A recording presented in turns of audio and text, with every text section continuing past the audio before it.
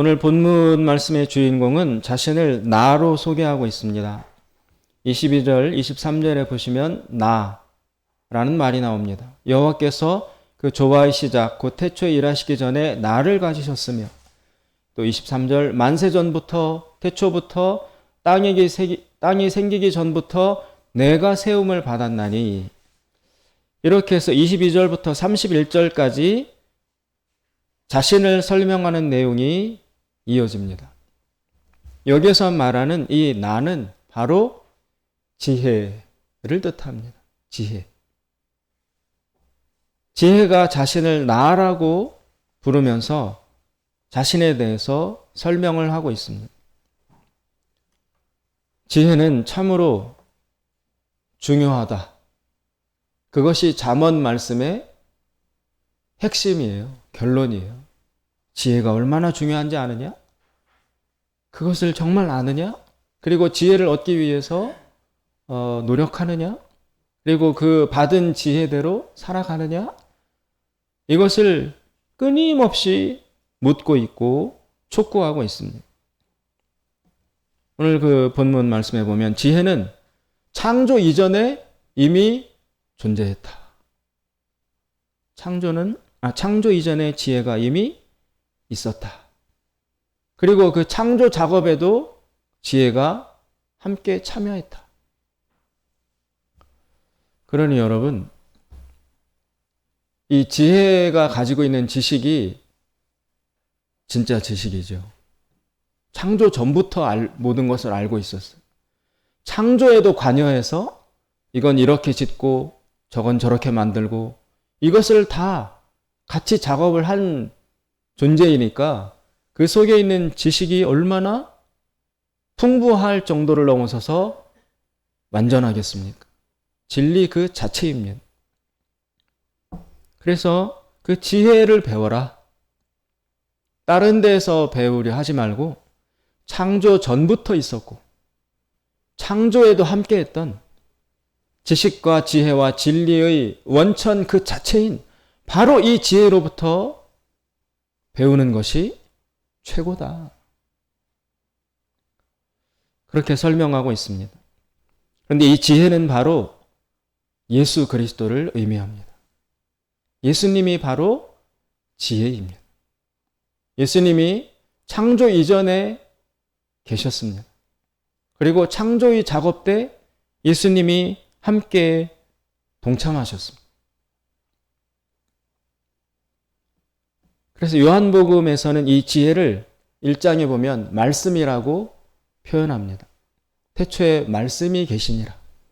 이 말씀은 하나님과 함께 계셨고 모든 만물이 이 말씀을 통하여 만들어졌다. 요한복음 1장에 이렇게 나옵니다. 그래서 말씀이라고도 표현되고 지혜라고도 표현되는 바로 이 모든 존재의 모든 세계와 세상의 가장 근원적인 기초, 그것이 바로 예수님이고 지혜라는 것입니다. 이 지혜는 실질적으로 우리에게 그럼 어떻게 중요한가? 왜 소중한가? 30절과 31절에 그 이유가 나오고 있습니다. 30절, 31절을 보면 이렇게 되어 있습니다. 내가 그 곁에 있어서 창조자가 되어 날마다 그의 기뻐하신 바가 되었으며 항상 그 앞에서 즐거워하였으며 사람이 거처할 땅에서 즐거워하며 인자들을 기뻐하였느니라. 여기에 두 가지가 나오고 있습니다. 기쁨과 즐거움입니다. 이 지혜는 기쁨을 주기 때문에 중요합니다.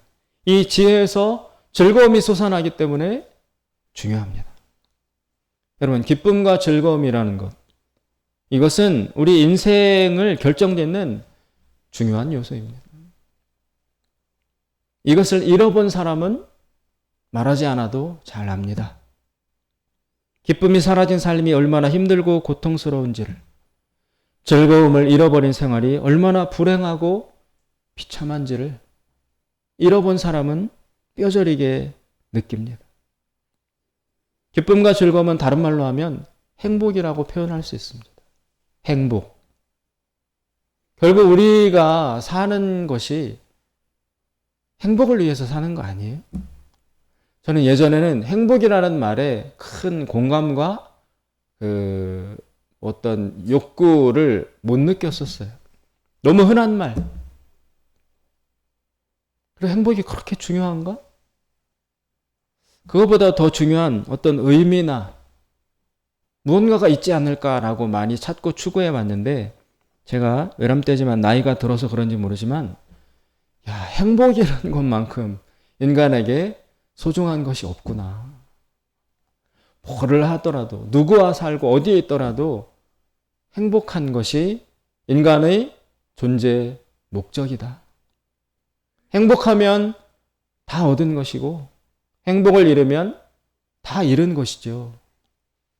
그 행복을 이루는 요소 중에 건강도 있고, 물질도 있고, 인간관계도 있고, 가족 간의 평안도 있고, 여러 가지가 있을 수 있잖아요.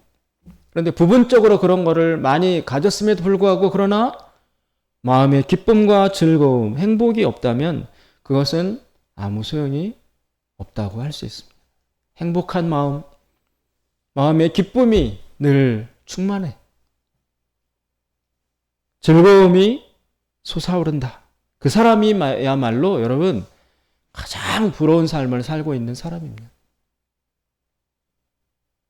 그래서 기쁨과 즐거움을 이 지혜가 주고 있다는 점에 있어서 이 지혜의 중요성이 그토록 부각이 된다고 할 수 있습니다.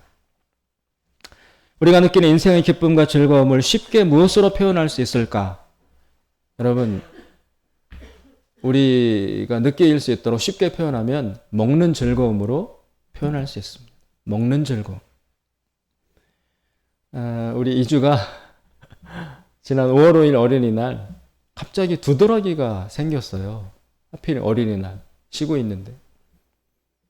그래서 불이 나게 시내 그 병원 응급실로 갔어요. 그래서 주사를 맞고 약을 먹고 이제 치료를 했는데, 그 병원에서 그 원인이 무엇인지 잘 모르니까 음식을 좀 조심해야 되는데, 특별히 밀가루로 된 것을 먹지 말아라. 한 일주일 동안. 그래서 이주가 약을 먹으면서 밀가루를 이제 끊었습니다. 그런데 시간이 지나고 토요일 정도 되었을 때 이주가 제 옆에서 이렇게 말을 하는 거예요. 사람한테 먹는 즐거움이 진짜 크구나. 그래서 저는 그 말 왜 하는지 몰랐는데 들어보니까, 제가 밀가루를 일주일 안 먹어봤죠. 떡볶이, 우동, 라면, 애들 좋아하는 게 다 밀가루로 되어 있어요. 이거를 안 먹고 끊어보니까 먹는 즐거움이 사라진 거예요. 그래서 저 꼬마가 사람한테 먹는 즐거움이 크구나, 이렇게 이야기를 옆에서 하더라. 그래서 맞아, 먹는 즐거움이 엄청 큰 거야. 진짜 대단한 것이다. 하나님이 우리 인간에게 먹는 즐거움을 주셨어요.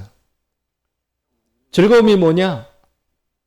그렇게 묻는다면 먹는데 즐거움을 한번 생각해봐라라고 답을 할 수 있습니다. 여러분, 먹는 즐거움을 잃어보십시오.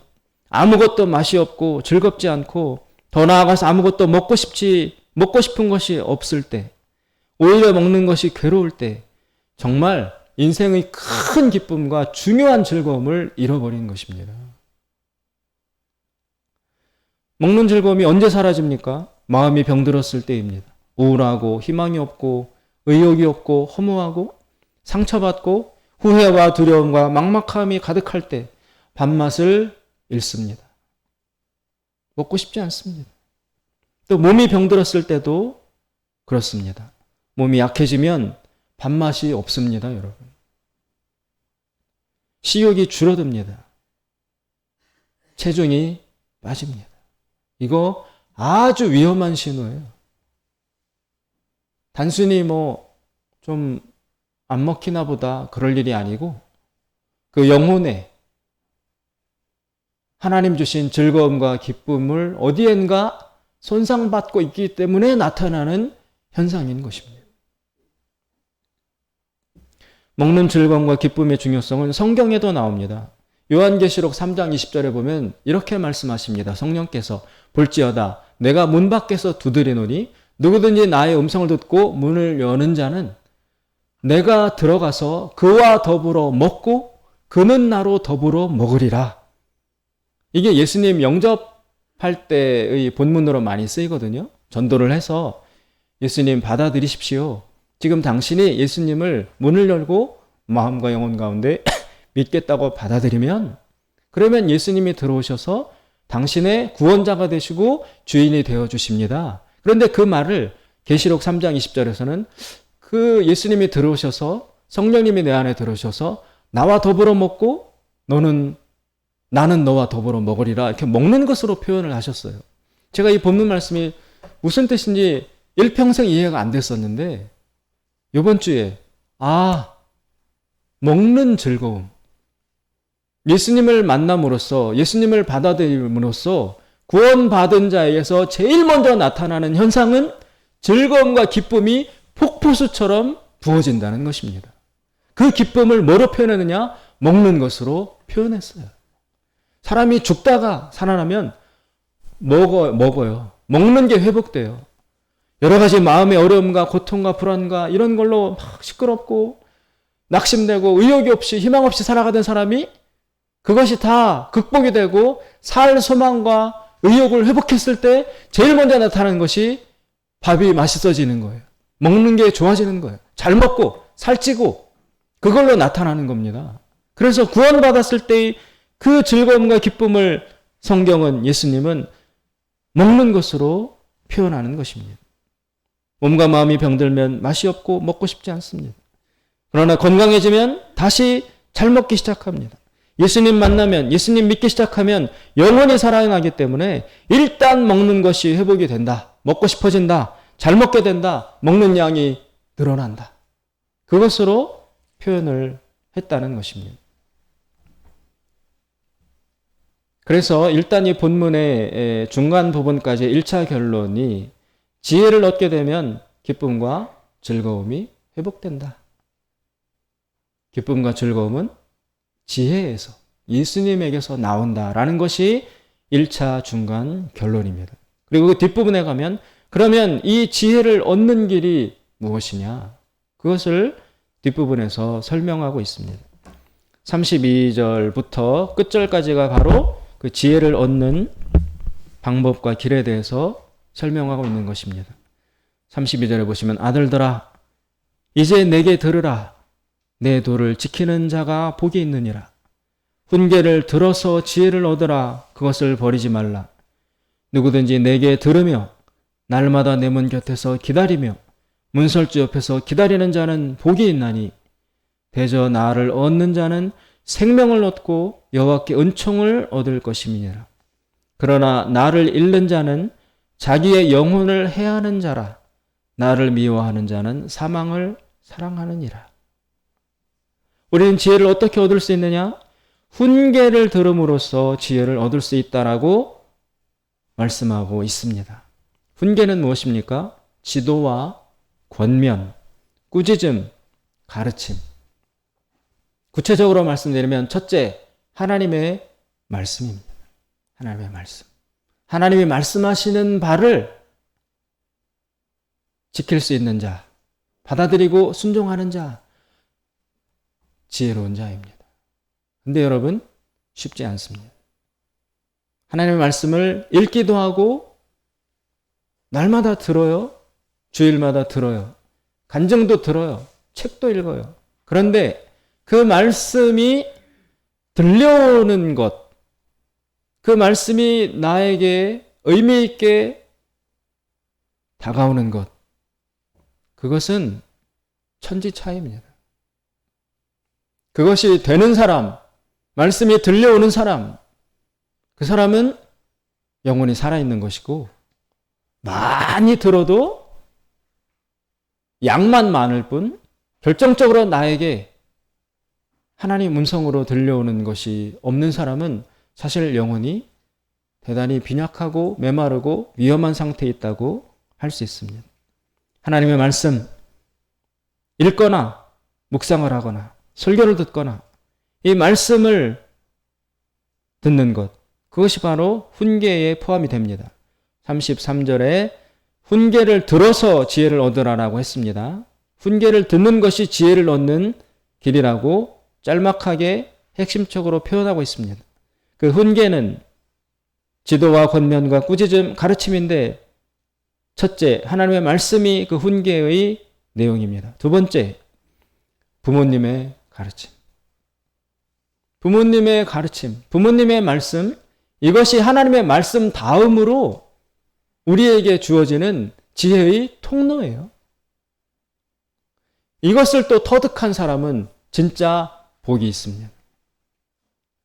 이게 마음에 와닿지 않고 공감이 안 되는 사람은 아직 한참 방황이 남아 있습니다. 부모님 말씀이 소중하다. 부모님 말씀을 들어야 되겠다라는 마음이 생겼다면 대단한 축복을 받은 거예요. 부모님도 날마다 말씀하십니다. 우리에게 귀가 따갑도록 말씀하십니다. 그런데 그 부모님 말씀이 마음에 들어올 때, 귀에 들어와서 그렇다, 공감이 되고 들어야 되겠다는 마음이 발생하는 그 사람은 굉장히 성숙한 겁니다. 복받을 준비가 되어 있는 겁니다. 그런데 그 부모님 말씀이 귓등으로 들리고 마음에 와닿지 않는 사람은 아직 복받을 준비가 되어 있지 못한 것입니다. 그만큼 어리석은 것입니다. 세 번째, 아내의 지적, 남편의 지적. 이것이 하나님이 허락하신 훈계의 세 번째예요. 부모님 다음으로 우리에게 중요한 사람이 누구입니까? 남편에게는 아내요. 아내에게는 남편이에요. 누가 그 자리를 대신해 줄 수 있겠어요? 남이? 자식이? 아니에요. 부모님 다음으로 내 인생에 영향을 미치는 하나님이 허락하신 중요한 존재는 바로 배우자입니다. 남편이 아내 말을 계속 안 듣는다? 망하는 길로 들어가는 겁니다. 잘 될 리가 없습니다. 잘 될 리가 없어요. 어리석은 거예요. 아내도 마찬가지입니다. 남편의 말을, 그리고 남편의 어떤 요구사항을, 그리고 남편에게 아내가 잘함으로써 그 남편이 하나님 앞에 바르게 설 수 있고 바른 길 갈 수 있도록 하는 것, 그것을 터득한 사람은 정말 최고로 지혜로운 아내이죠. 여러분, 가정의 복은 남자를 통해서 오게 되어 있습니다. 남자가 아무리 어리석고 못나고 내가 보기에 미천해 보여도 하나님은 창조의 질서상 남자를 통해서 그 가정에 복을 주시기로 결정을 하셨어요. 이것을 피조물 땐 우리가 아무리 뒤집으려하고 몸부림치고 발버둥하고 불순종하고 그러려고 해도 소용이 없어요. 우리는 하나님을 이길 수가 없습니다. 그래서 마음에 들든 안 들든 남편이 잘 되도록, 남편이 하나님 앞에 바로 서도록 그렇게 해야 합니다. 그러면 아내가 직접 복을 받는 것은 성경에 하나님 질서상 허용되어 있지 않아요. 남편을 통해서 아내가 그토록 원하는 행복도 주어지는 겁니다. 그래서 아내는 1차 가장 집중해야 될 대상이 남편이에요. 남편이 하나님 앞에 바로 서도록, 하나님 말씀을 듣도록, 순종하도록 그렇게 해야 됩니다. 아내와 남자 중에, 남편 중에 누가 더 힘이 셀까요, 여러분? 아내가 더 힘이 셉니다. 아내들은 찬성 안 할지 모르겠지만. 그게 증거가 어디에서 나타나냐면 창세기에 나타납니다. 이런 우스운 말이 있습니다, 여러분. 아담이 먼저 뱀의 유혹을 받고 그리고 난 다음에 이브한테 가가지고 우리 저 선악과 따먹자 그랬으면 여러분 그 일이 그대로 일어났을까요? 안 일어났을까요? 안 일어나요. 남자가 뭘 여자한테 하자, 아내한테. 그러면 아내는 틀림없이 아담이 저 선악과 따먹자고 하는 계획이 너무 위험하고 허무맹랑한 것을 금방 알아차리기 때문에 여보 안 돼. 절대 안 돼. 그래서 아담이 따먹자 별짓을 다 해도 이브가 가로막기 때문에 그 타락하는 일은 안 일어났을 거예요. 근데 정반대로 이브가 먼저 유혹을 받아서 남편한테 가가지고 우리 저 선악과 따먹자. 그러면 백발백중 안 넘어갈 남편이 없어요. 남자들은 다 공감하시죠? 여자가 그러는데 남자는 100% 따라갈 수밖에 없어요. 구조적으로 그래요.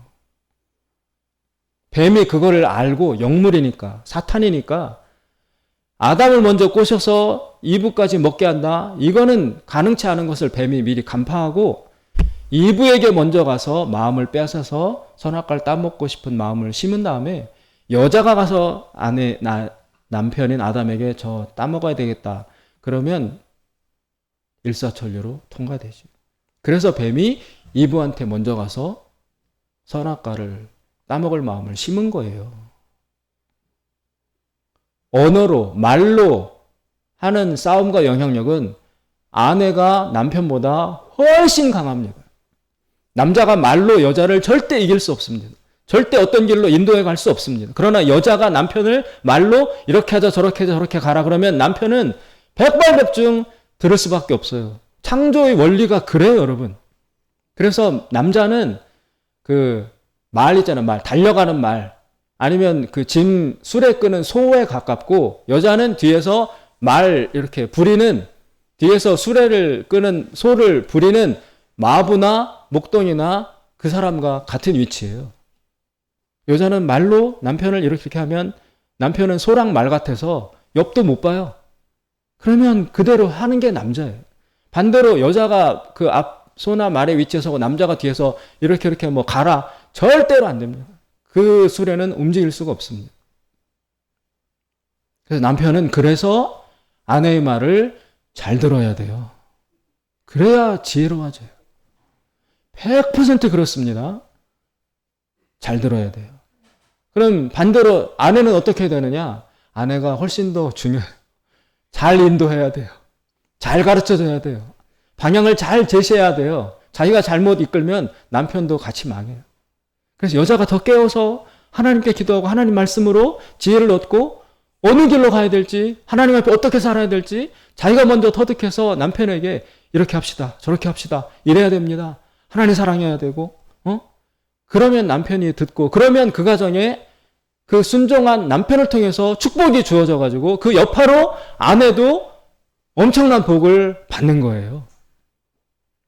그 가정이 하나님 앞에서 사는 가정입니다. 그러나 이 질서가 무너지고 이 순서가 바뀌면 어려워요. 어렵습니다.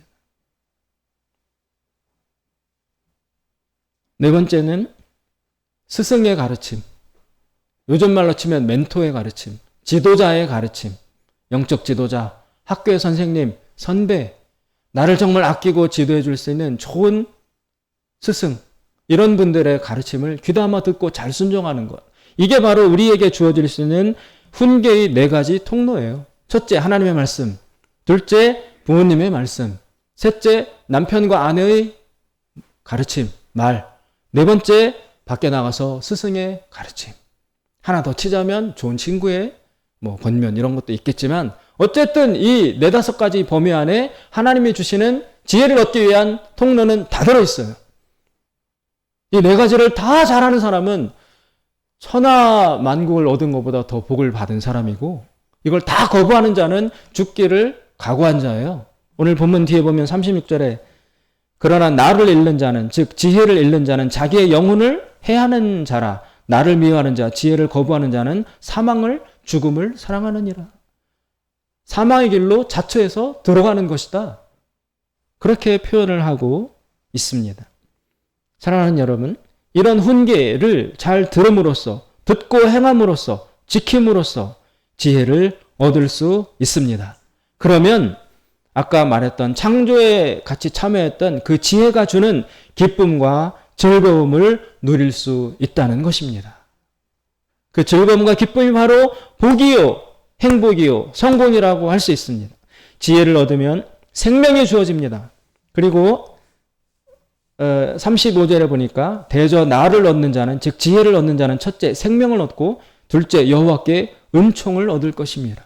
여러분 생명이 얼마나 중요합니까? 생명이 있고 없고에 따라 삶과 죽음이 갈라집니다. 또 하나, 은총을 받아요. 하나님의 은총을 받아요. 하나님의 은혜가 있는 사람, 은혜가 없는 사람, 삶이 어떤 차이가 날까요? 은혜가 있는 가정, 뭐를 해도 잘 돼요. 응? 힘과 기술과 능력은 보잘것없어 보이는데 그러나 저 집은 잘 되고 잘 굴러가고 잘 풀려. 건강해. 근데 이 집은 실력도 좋고 건강하고 재물도 많고 각각으로 봐서는 정말 뛰어나고 훌륭한데 그런데 안 풀려. 뭡니까? 여호와의 은총이 있고 없고의 차이라는 것입니다. 하나님의 은혜가 있으면 풀리게 되어 있습니다. 하나님의 은혜가 없으면 애를 써도 막힐 수밖에 없습니다. 지혜를 얻는 자는 생명을 얻고 여호와께 은총을 얻게 된다라고 말씀하고 있습니다. 그리고 마지막에는 지혜를 거부하는 자 36절에 대한 경고가 나옵니다. 지혜를 잃는 자는 자기 영혼에 해를 끼친다. 그리고 사망을 추구하게 된다. 지혜를 싫어하는 자, 미워하는 자는 그 훈계를 거부하고 안 듣고 순종하지 않는 사람을 뜻합니다. 자기 영혼이라는 것은 자신의 자아와 마음과 삶 이런 것을 뜻합니다. 거기에 스스로 해를 끼친다는 것입니다. 상실되도록 자기 자신이 망가지도록 병들도록 길을 잃도록 지혜를 거부함으로써 자기 자신에게 그런 작용을 스스로 가하고 있습니다. 그리고 시간이 흐르면 사망에 이르게 됩니다. 실패하게 되고 낙오자가 되고 쌓은 것이 없게 되고 이룬 것이 없게 됩니다. 건강을 잃습니다. 빈곤하고 질병이 찾아오고 두려움에 시달리고 후회하고 무능하고 대책이 없어집니다. 걱정과 혼란만 가득하게 됩니다. 이게 다 지혜를 거부한 자가 마지막에 도달될 상태라는 것입니다. 지혜는 아까 말씀드린 것처럼 훈계를 통해서 옵니다. 하나님의 말씀, 부모님의 말씀, 남편과 아내의 말, 스승님의 가르침, 좋은 친구의 권면 이런 것들을 통해서 옵니다. 이것을 거부하고 싫어하고 듣지 않는 자는 그냥 사는 것 같아요. 자기 생각과 지혜로 잘 살아요. 그런데 자기도 모르는 가운데 여기 말씀처럼 자기 영혼에 스스로 해를 끼치는 생활이 누적이 돼요. 누적이 돼요. 마지막에 비로소 정신을 차리고 보면 사망의 단계에 이르러 있어요. 실패에 있고 낙오자가 되어 있고 건강도 없고 쌓은 것이 하나도 없고 빈털털이고 이룬 것도 없고 빈곤하고 질병만 찾아오고 두렵고 후회스럽고 무능하고 대책이 없는 그 상태에서 불현듯 정신을 차리게 된다는 것입니다. 사랑하는 여러분, 지혜가 생명입니다. 이 지혜는 바로 예수 그리스도의 말씀입니다. 하나님의 말씀. 이 하나님의 말씀을 내 것으로 받아들이고 마음에 새기고 지키고 순종하면 오늘 약속된 이 하나님의 놀라운 축복, 기쁨과 즐거움이 풍성하게 내 삶에 축적이 된다는 것입니다. 여러분, 부디 지혜를 얻는 길, 지혜를 듣고 순종하는 그 길을 걸어감으로써 우리 교회와 저와 우리 성도님들, 우리 자녀들까지 다 이렇게 기쁨과 즐거움이 가득한 충만하고 행복한 삶을 사시기를 주님의 이름으로 축원드립니다. 기도하겠습니다. 자비로우신 하나님 아버지, 주여 이 어리석은 자들을 저희들을 불쌍히 여겨 주시옵소서. 귀는 있으나 들을 마음이 없었습니다. 눈은 열려 있으나 볼 수 있는 능력이 없었습니다. 하나님이여, 생명이요 은혜요 구원이요 모든 것의 근본과 주인 되시는 예수님의 말씀, 하나님의 말씀을 오늘 우리가 들었사오니 주여, 들은 이 말씀, 훈계의 말씀을 마음에 깊이 간직하여 듣고 행하는 자가 되게 하여 주시옵소서. 그 행하는 자에게 하나님께서 약속하신 대로 복과 기쁨과 즐거움을 쌓을 것이 없도록 충만하게 부어주실 줄로 믿습니다. 사람이 노력함으로써 애를 쓴다고 하여 기쁨이 얻어지는 것이 아니고 우리가 공부를 하고 많이 일한다고 하여 즐거움이 속에서 솟아오르는 것이 아님을 알게 하여 주시옵소서.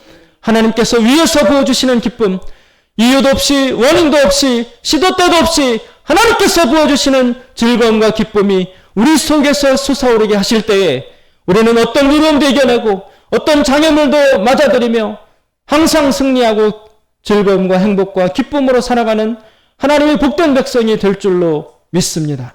하나님 아버지, 저희들을 도와주시고 가르치셔서 하나님의 충만한 복을 누리는 정말 지혜로운 백성들이 될 수 있도록 축복하여 주시옵소서.